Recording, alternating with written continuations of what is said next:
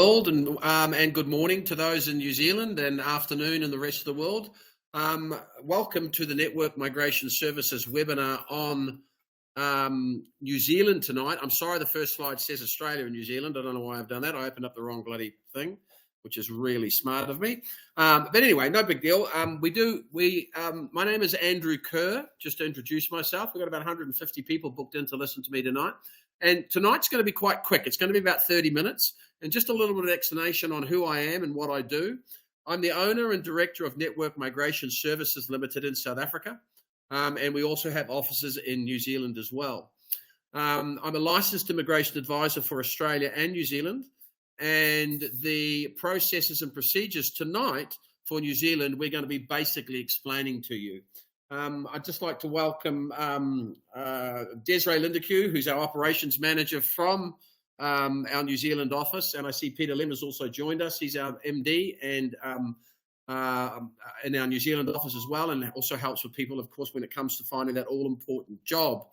This is the first slide is the same whether it's Australia or New Zealand. It's just that it normally has just New Zealand on it. So apologies, I was having a few technical issues with load shedding in South Africa at the moment.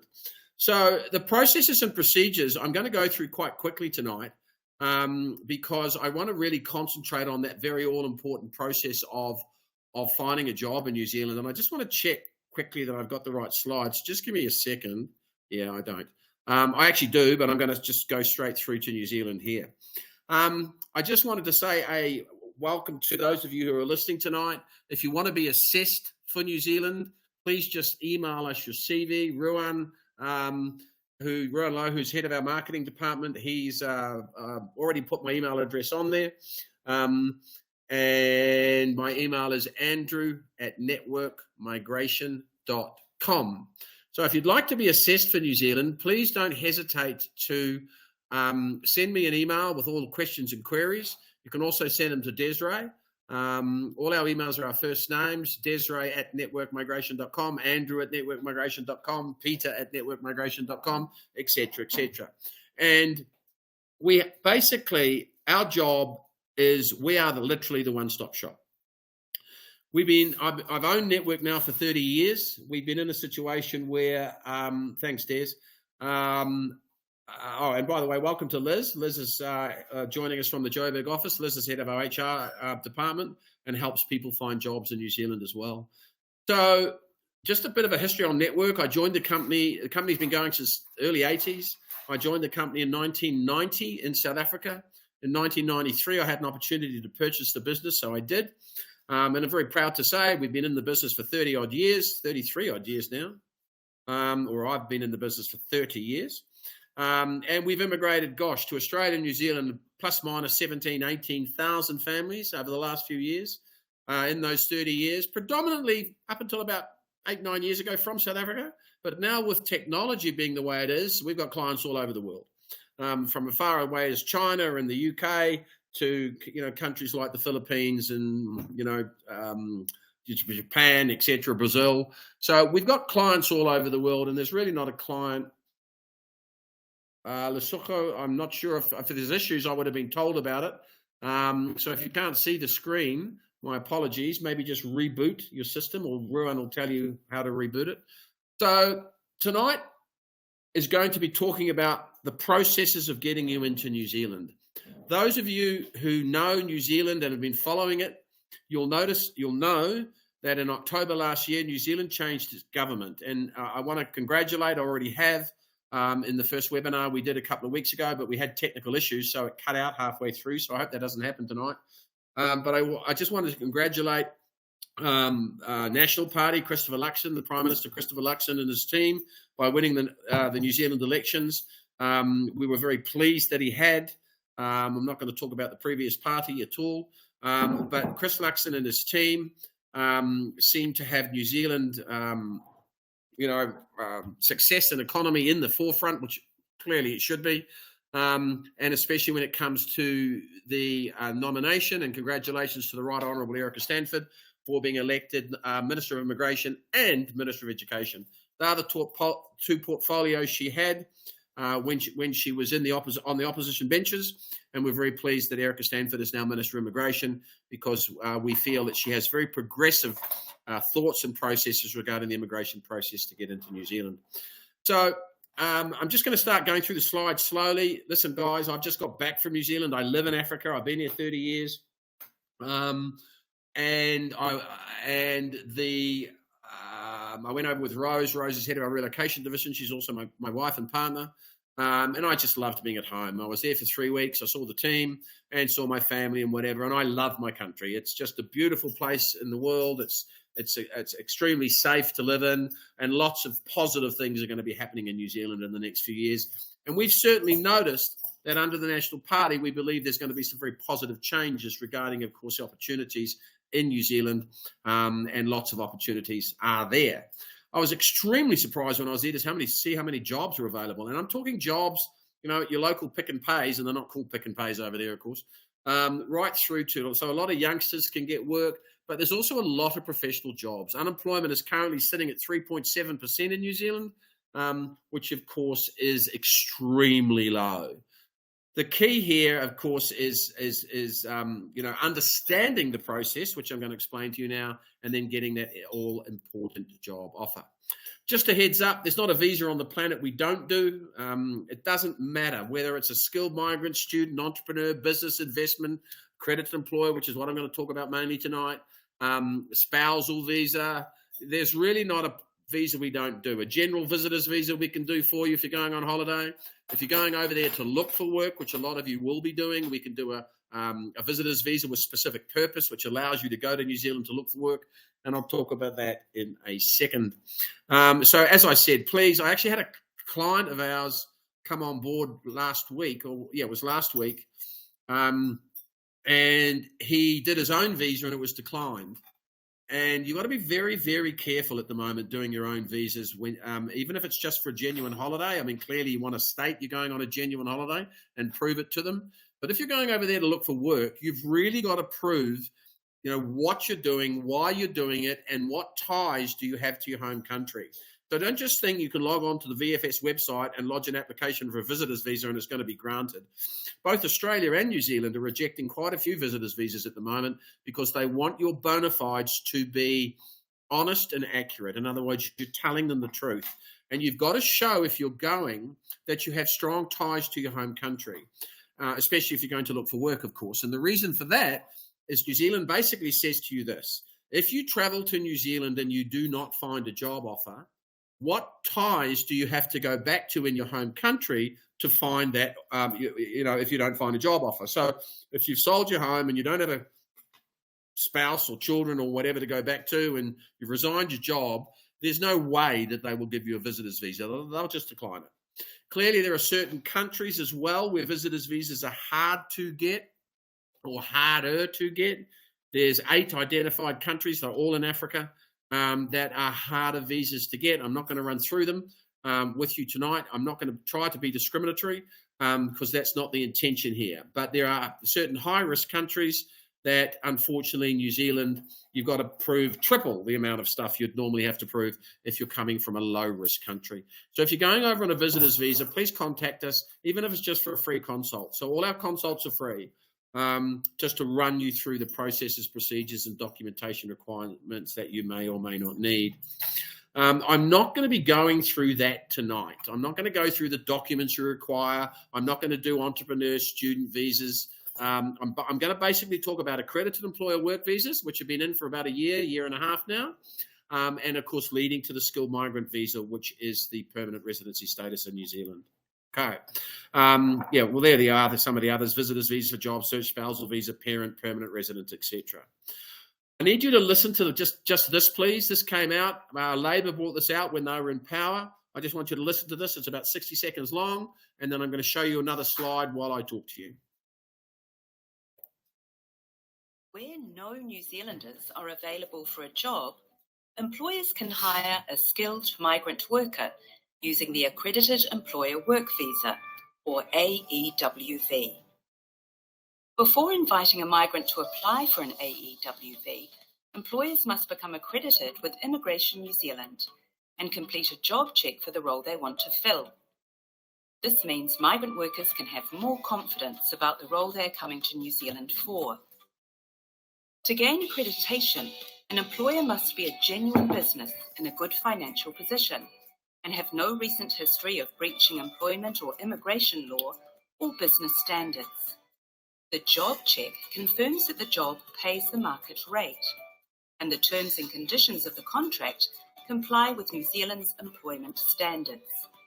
Before applying for a job check, employers need to advertise most roles to prove there are no New Zealand citizens or residents available for the job. After an employer's job check has been approved, you will be sent an email containing a link and a job check token. This means you can access the online portal and apply for your visa. The application process is all done online, where you will fill in your details and upload supporting documentation. Immigration New Zealand will check if you meet the requirements for the AEWV and that you have the skills and experience the employer is seeking.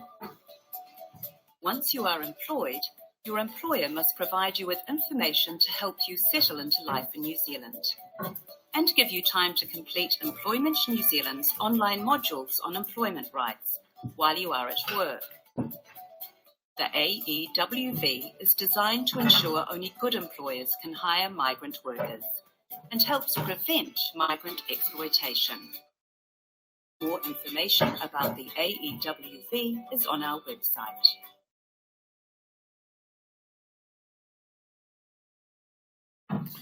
Okay. If I can get back to here, I'll figure out how to just click on the next slide, ladies and gentlemen. Just give me a second. There I am. There. So moving forward from here, please take screenshots of these slides. Wrong one. My apologies. I did that.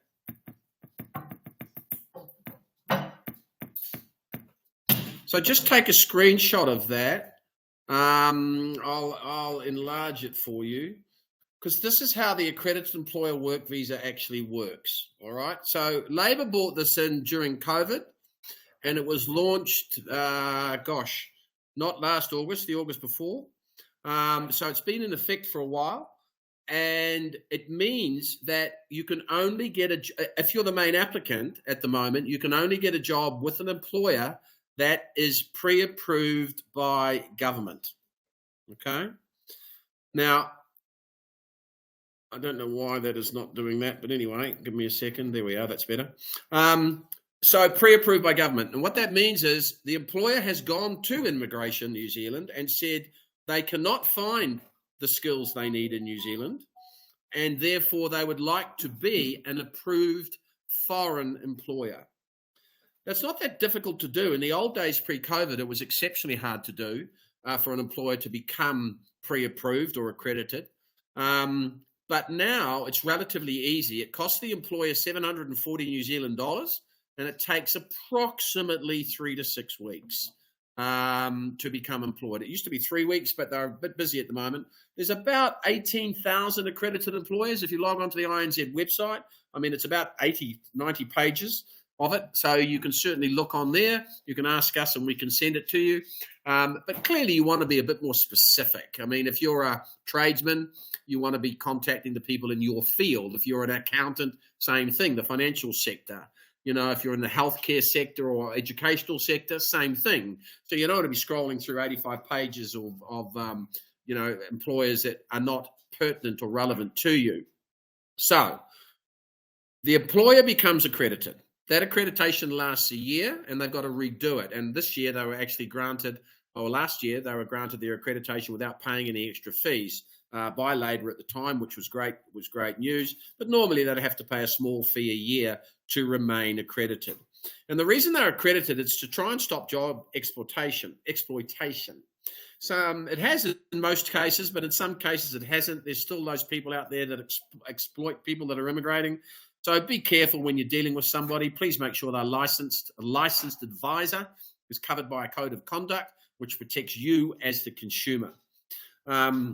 Against, of course, if the advisor doesn't do their job properly, you can literally report them.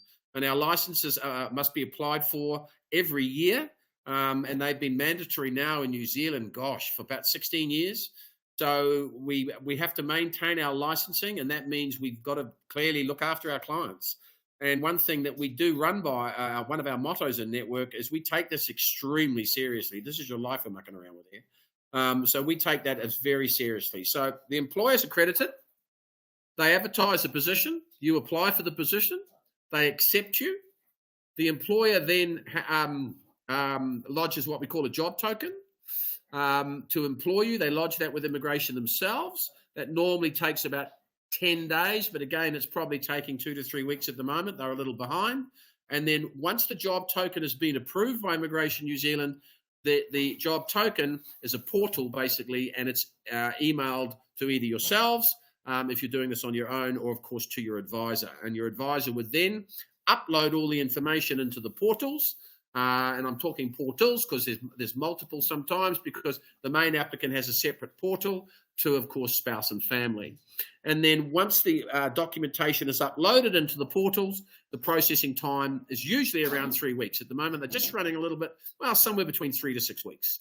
And then your visas are granted, and then you can go and you can start work. Okay? So I just want to jump on to the next slide. Now, New Zealand Immigration has designated the grant of the visa based on your occupational code, and that is what we call an ANSCO code. ANSCO stands for the Australian New Zealand Standard Classification of Your Occupation. And what that means is, if you're an ANSCO 1 to 3, you can see on the slide, you've got to earn a minimum salary of $29.66 an hour, which is $61,692.80. And if you're not earning that, immigration won't grant you the visa. It's as simple as that. Okay. If you're an ANSCO 4 or 5, you've got to earn $44.49 an hour, which is $92,539.20 a year. And it would be very difficult for an ANSCO 4 or 5 to earn that sort of money, because an ANSCO level 4 and 5 is generally a lower skilled occupation. Okay. And for a lower skilled occupation to earn that type of salary is virtually impossible. So most of you should be on ANSCOs 1 to 3. So that's, I mean, and when you email us your CVs, of course, and we email you back the processes, we will be emailing you back what occupational code that you are currently under. When you have obtained your work visa, remember it's going to be valid for 5 years mostly, in most cases. You would then have a residency pathway based from a few options. Your residency pathway can be based from Green List Tier 1. Here are some of the occupations on Green List Tier 1 on this slide. You can take a screenshot of it as well. And of course, the next slide here, these lists were added last year. But I'll just go back for a second. So you can see it's construction sector, engineering sector, health and social services, IT, telecommunications.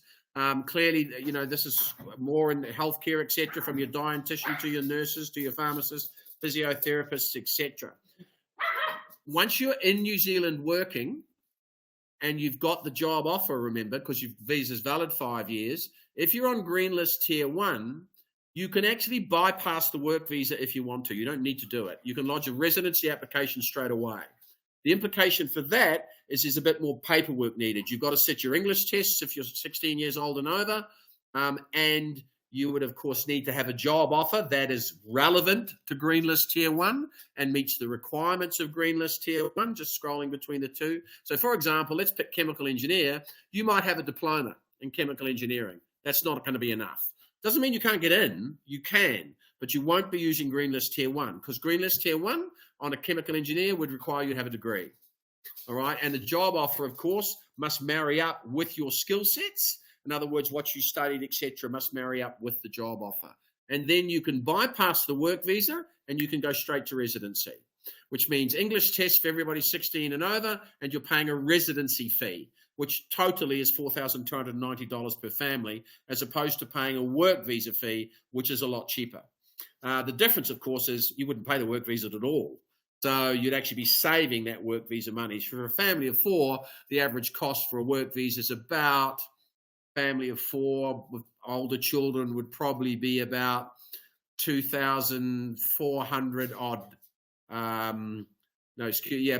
About about $2,000. So about 24,000 Rand if you're in Africa, just to give you an example. So clearly, if you're on Green List Tier 1, you can save that 24 grand and go straight into residency, but you're paying for that residency up front. So you've got a budget for the slightly higher payment at the beginning. So that's Green List Tier 1. If you get a job offer on Green List Tier 1, if you get a job offer on Green List Tier 2, health and social services, again, as you can see, trades, some trades, of course, agriculture. And next slide, these were added last year. Civil construction, etc., etc. They've also added some more, which I hope I've got. Yeah, these are being added in March this year. Fitters, welders, panel beaters, vehicle painters, corrections officers, etc., etc. Corrections are hiring big time at the moment. We've had 3 of our clients get jobs at corrections lately. So if you're on Green List Tier 2, let's just go back so you can photo those slides. Then remember, you've got your 5-year work visa. After 2 years of working in an occupation on Green List Tier 2, on the correct visa, of course, you then lodge your residency application. Okay? So you can get residency from Green List Tier 1 straight away, or any time in that 5 years. Green List Tier 2 after 2 years. And then, of course, let's just continue on, etc., etc. And then your other ways to residency are going to be either based on high income or points. By the way, just take a screenshot of these. These are roles that are exempt from the minimum wage of $29.66. Some of them are in the construction infrastructures.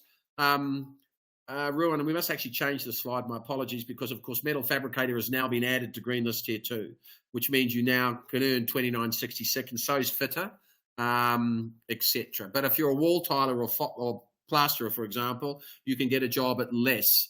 And what this is, and I must admit, I think this will be changed by the Right Honourable Erica Stanford, because it's a bit of a silly rule, because they give you a 2-year visa with a 12-month stand down, which means you can go for 2 years, but then you've got to leave the country for 12 months. And frankly, that's ridiculous. So I do think this will be changed, that you'll be allowed to move from the lower wage to, of course, the higher wage, which you can anyway while you're over there. But if you stay on this lower wage under the current rules, you would need to leave the country after 2 years. Okay. Now, high income, simplified skilled migrant category came into effect last year on the 9th of October, and it's based on you getting either a high income or Green List Tier 2 or Green List Tier 1, okay? Or, of course, the points test, where you need 6 points. These are the wages that are required. It just sort of shows you the progression. 24.29 was back in 2018. It's now 29.66. It was announced by Labor it was going to 31.63, I think it was, effective pretty much now, February. But the first thing Erica Stanford did when she came into power was she postponed that. I, in fact, don't think it's going to happen. Because it was steadily increasing the wages, which of course made it harder for New Zealand employers to hire foreigners. Now, if you're going to go under the skilled migrant points test, you currently need 6 points to obtain residency. Okay? There's your level of points you get for your qualifications. Pretty obvious. Now, by the way, you might be sitting there thinking, wow, wonderful, I've got a doctor's degree, I've got a PhD. That means I can lodge my residency straight away. Ironically enough, you actually can't. And they haven't yet stipulated the amount of time you need to work in New Zealand before you lodge residency, but I believe it'll be somewhere between 3 to 6 months. So if you are in a situation like this, when you've got a PhD, you'll still have to get a work visa and work for a short period of time before you're able to lodge a residency application. There you've got master's is 5, bachelor's is 4, with an honours degree, of course, level 8, and then, of course, a level 7 bachelor's degree or postgraduate certificate at level 7 will be 3 points. So those of you with a standard degree out there, you've got 3 points already, remembering you need 6 points. And then, of course, you go to the next level, where once you've worked in New Zealand for 3 years, 2 years, or 1 year, you get 1.2 points or 3 points respectively. So if you've got a standard BCom degree in marketing and you get a job in marketing in New Zealand, then you will get a 5-year work visa. You get 3 points straight away. So after 3 for your qualification, 3 years later, or 36 months later, you'll then get the other 3, which means in 3 years' time, that's when you can pay the $4,290, sit your English test, and lodge the residency applications. Okay? So I'm just going to go there. You also get points for at least 3 times the minimum wage. Remember, the minimum wage is $29.66 per hour. You get 3 points for 3 times the minimum wage, 4 points for 2 times, and 3 points for 1.5 times the minimum wage. So you might be, like an IT expert, but you never bothered in the old days to go and get a degree. You've been in IT for 20 years. IT people are always going to be earning generally 100 grand plus, not probably up above the 123. So if you're earning 123, which is at least 2 times the minimum wage, you can lodge your residency after you're getting 4 points for that, remember, and after 2 years of working, you get 2 points. So you won't have to wait 3 years. You can wait 2 years, okay, to lodge it. I'm confusing myself. You also get points for registration, 6, 5, 4, or 3, and there are hundreds of jobs, well, maybe not hundreds, but certainly tens and tens of jobs that require registration. Pretty much everything to do with the medical community and dentists, etc., require registration. Dietitians, etc. Midwives, chiropractors, nurses, etc. Pharmacists, audiologists, you can see them there. Teachers, vets, social workers, electricians, cable jointers. I mean, there's lots of occupations. This is about 10 slides long. If you get a carpentry license, a bricklaying license, registered in engineering, etc., you can claim extra points. So you can do all of this while you're in New Zealand working, and to enable you, of course, to gain those points faster than the 3 years. Accountants, you can even see a licensed immigration advisor get 6 points straight away. Again, has to work for a period of time. A solicitor, barrister, you'd need to be registered with the New Zealand Law Society, though. This is, of course, to do with boating and yacht masters, etc. And that's, of course, your migration countdown. So let's just go back to this so you can take, a screenshot of it again. I just want to spend the next just five minutes. I'm just going to escape the main screen for a second because I want to try and get back to here. Right, cool. Okay, so if you've got any questions, I'm assuming you've been typing them into the chat room, ladies and gentlemen, because, of course, Desiree can answer them, being a licensed advisor, etc. New Zealand is all about you getting a job. It's all about you getting a job. We've had really strange occupations get job offers. And we've had, of course, standard occupations like electricians, plumbers, hairdressers, whatever, get jobs. Getting a job from offshore is extremely difficult to do. Okay? It's very, very hard to do because most employers want to meet you face to face. They want to get to know you. They want to see you. They want to shake your hand. So the bottom line is, and I say this to all my clients, if you are not prepared to hop on a plane and fly to New Zealand to look for work, then don't start this process. And some of you are going to be sitting there. I mean, I've just had a consult with a client that's got a job in Putaruru, which is a very small town just north of Rotorua. She's a teacher. So she's got a job in Putaruru, and she happened to actually get that through her brother, because her brother lives in Putaruru and, went to the local school. And anyway, the Putaruru headmaster is looking for teachers at the moment, and this young lady meets the requirements. So the point is this. She's one of the lucky ones. She won't have to travel to New Zealand to find a job because she's already got one, which hopefully will meet the requirements as long as the Putaruru College, meets the requirements and advertises for the position and she applies, etc., etc. So you can't just see a job and, that's not true. You can see a job on Seek, Trade Me, Indeed, LinkedIn. LinkedIn's huge in New Zealand. It's a tool that's used for hiring, etc., etc. So you can't just expect to sit in your home country and get a job. Sometimes that will happen. But if it doesn't, then what are you going to do? Because you can't start this process without the job offer. We have a job search division That job search division job trains you either in South Africa or New Zealand. They job train you. They introduce you to the job market. We prepare your CVs. We do your LinkedIn profiles. We teach you all about the New Zealand market, how to conduct yourself in an interview in New Zealand, because it's very, very different than other countries. New Zealanders tend to like to know about the person as well as to your ability to do the job. So that job training has been designed over the last 6 or 7 years to be as effective as it possibly can be. In saying that, people get jobs without us. It happens. But our job training process seems to work extremely well. And we know that because of the amount of people, especially during COVID, we had hundreds of people getting jobs when the borders opened in March 2019. Most people don't know they opened then. For anybody earning $84,000 and above, we had, in that rest of that year, we had over 150 of our clients receive job offers. And I think, and I'm sure, a lot of that had to do with the way that we approach the job training and the job search and how that actually works. So be prepared to say to yourself, draw a timeline in the sand and say to yourself, and let me just go to this other slide back here, which sort of had a bit of a timeline, if you like. Okay. Stage 1, first 2 months, documentation gathering, networking, and job search training. That all happens in the first 8 weeks. So you might say to yourself, well, okay, I can start applying for jobs straight away once my documents are, because my documents are being prepared on the side. And if I'm lucky enough to get a job in those first 2 months, then yippee, I can go. We can lodge the application and plus minus, 4, 5, 6 weeks later, my visas are granted and I can go. But if you haven't found a job by the time your time limit's up, and you might say, well, I'm going to give it 3 months, I'm going to give it 6 months from your home country.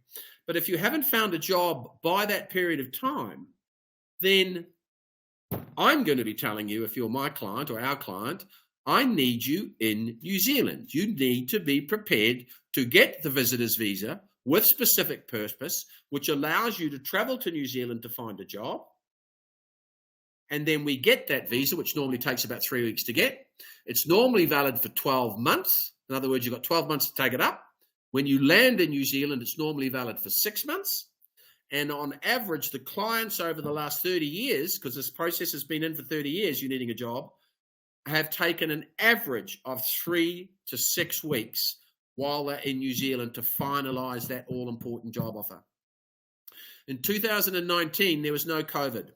We had 242 clients fly to New Zealand to get work. 2 failed. 240 people got job offers.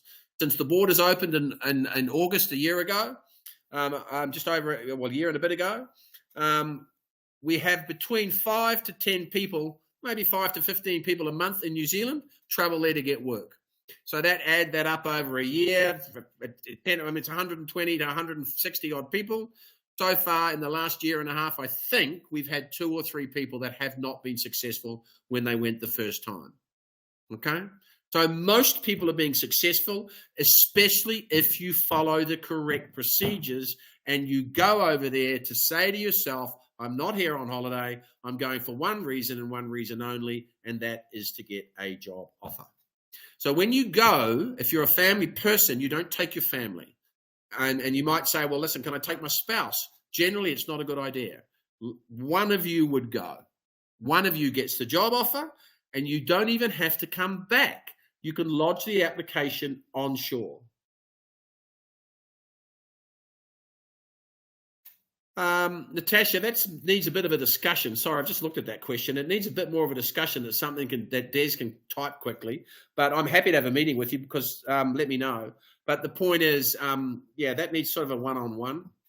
So just coming back to the job hunting, as I said, if you're not prepared to travel, then be extremely confident in your own abilities to find a job while you're offshore. And if you're working with us and you're not prepared to travel, I probably wouldn't have taken you on as a client. Unless, of course, you're a heavy-duty diesel mechanic, which means we can make 5 phone calls tomorrow and get a job offer. I mean, we got a standard order today for air conditioning people. So there's so much work out there if you do the work and you look for the work and you have a team of people behind you that are doing just that. And that's what our team does. All right. They will, not only will they job train you, but our recruitment division and our own recruitment company as well will work with you to send CVs to the relevant companies that we know are either potentially looking or potentially going to start looking for work. And we run that both from South Africa and, of course, New Zealand as well. So I'm not going to harp too much on the rest of the night. Thanks, Natasha. What I'm suggesting, guys, and as I said, there's about 152 people. Some are load shedding in South Africa tonight, and God help you if you are, but we're all pretty used to it after 13 years of load shedding at the moment, so it is what it is. But contact me. My email is andrew@networkmigration.com. Desiree is desiree@networkmigration.com. Peter@networkmigration. All our emails are our first names. So if you want to find out about the processes, please send me your CV. Yeah, thanks, Des. Pretty much what I said to Natasha, sorry. Send me your CV or just email me some questions and let's talk. All our information that we impart to you is completely free. We do not charge for it. We will tell you what to do and how to do it. So if you want to, go and do it yourself. All right? Or if you do want to engage us, clearly we'd be honored to travel with you. Damien, I'd certainly have my police clearance done, but I wouldn't have the medical done because you can do the medical in New Zealand. Police clearance is a pain in the ass to do from New Zealand. So do it before you go because it's way quicker and way faster and cheaper to do it from your home country. But yes, and Mr. Erasmus or Miss Erasmus, the recording will be sent to everybody booked for this webinar tomorrow. Ruan will send that out to everybody booked. So don't panic about that. You'll be able to listen. But my point is this. Andrew@networkmigration.com. Sit with me either face-to-face at our Joburg office or we can do a virtual meeting with Teams, Skype, Google Meet, Zoom. It doesn't matter. Whatever virtual meeting's out there. Thank you, Angelique. So you will be emailed it tomorrow. So my point is engage us. Find out what this process is, how it works, what it costs. And then if you end up engaging an agent, then we wish you all the very best. Just make sure they're licensed and the very first person you've had contact with is a licensed advisor. All right. Don't deal with non-licensed advisor first up because, frankly, they haven't got a clue what they're talking about. All right. I had information today from a client that was going to use a company in Cape Town. And the information they got from this particular advisor, well, they're not an advisor. The particular person they were speaking to was not registered and told them absolute rubbish. It was obvious that the person they were speaking to didn't know what they were talking about. So make sure that when you speak to the original person from the company that you're going to potentially do a consult with or deal with, make sure that person has an LIA number. An IAA number, a licensed immigration advisor number, because we're registered with the Immigration Advisors Authority. In my signature blocks, you'll see my advisor codes there, and you can check us on the websites to make sure we're licensed. Charlotte, good question. I've been harping on tonight the people with qualifications. You don't necessarily need a qualification to get into New Zealand. You can be assessed based on your work experience, and that's based on your ANSCO code or your occupational code. So Desiree's already answered you, Charlotte. Just send me your CV. You don't necessarily need a qualification to get into New Zealand. You do just need that job offer, okay? But let's say that you were, I'll give you an example. I talked about a marketing specialist earlier. That's an ANSCO skill level 1. So let's say you'd been in marketing for the last 9 years, but you didn't have a degree. That's okay. But you'd have to prove to immigration when you get the marketing job that you have 5 years experience in marketing because it's an ANSCO 1, it's either a degree or 5 years. I spoke to a young gentleman earlier today who's a boilermaker, metal fabricator, we call them in New Zealand, but he's been doing this for 10 years and he's never bothered to do a trade test. That doesn't matter. As long as he gets a job in New Zealand as a metal fabricator, he then gets his 5-year visa and then he goes in because it's an ANSCO 3. He only needs 3 years work experience. Yeah, Beverly, yes, we do. We can certainly prepare you for that. That's exactly what we do. Yeah, Charlotte, funnily enough, we had an aviation person get a job the other day in New Zealand. I've had people get jobs that are in the aviation sector, but one of our clients a couple of years ago got a job with Hamilton Jet. which is, of course, the boats in New Zealand, making jet boats and all this type of stuff in New Zealand. And Princessa, yes, unless you find an employer that is willing to give you relocation costs. Some employers do, but most don't. So don't expect it. If you're going to start this process, don't rely on sponsorship. Okay, some people do get sponsors, and yay, yippee, etc., etc. So don't rely on people paying all your fees for you. If you start the process that way, I can promise you it's not going to succeed. Okay, and in fact, we do not help you find sponsors. If a sponsor is quite willing, once you've going through the interviews, you can always ask, is there any relocation allowances? If you don't ask, you don't get. And if they say yes, congratulations. If they say no, then, it's no. Devin, yes, please send us your CV. Beauticians are on a skills list for New Zealand. In fact, a lot of beauticians are getting jobs from offshore at the moment. So please send the relevant CVs. Devin, Jason, sorry, there are lots of ANSCO codes for salespeople. It depends on what you sell, from car parts right through to homes. It depends on what you sell. But IT, information technology, has its own ANSCO code. So yes, there is. No, Natasha, good question. Doesn't. If you can't counting, so you might get a job offer based on work experience and you've got a degree you never used. So you can still use the degree for, of course, the 3 points. Yeah, and Hillary, I'm a single parent with 2 kids. Do I need to have a full custody, or is it okay if the other parent gives consent? Yes, Hillary, it's okay if the other parent gives consent. We can send you the relevant forms. It's called a consent to juvenile entry. So if the other parent doesn't give consent, you'd have to have a court order. But clearly, if the other parent does give consent, then you're absolutely A for away. And again, these are sorts of questions that you can ask me on a one-on-one, etc. So ladies and gentlemen, it's been 40 minutes. I was only going to do 30 tonight. Please contact me, Andrew@networkmigration.com. Let's talk about your migration journey. Whether you use us or not is not relevant. If you do engage our services, we'd be honored to work with you. And as I mentioned earlier, we take this extremely seriously. And if not, I would wish you all the very, very best anyway. So please don't hesitate to contact us to find out how this process works. As I said, all the information or consults, etc., are completely free. Stay safe wherever you are in the world. Thank you, Peter. Thank you, Desiree. Thank you, Liz, for joining us tonight. Thank you, Ruan, for arranging it all. Look forward to chatting to you all soon. Thanks, guys. Ciao.